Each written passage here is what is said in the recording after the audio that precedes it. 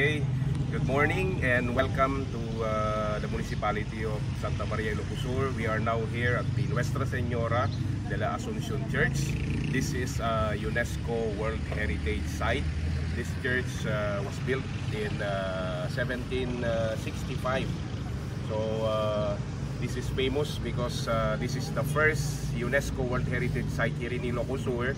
The second one is the Heritage City of Vigan. So as you can see, it is on top of the hill. So we can reach this one via this staircase, which is 84 steps.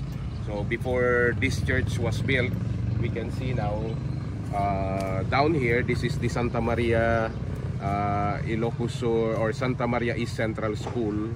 But this is the first church of our town before it was converted now into an elementary school. So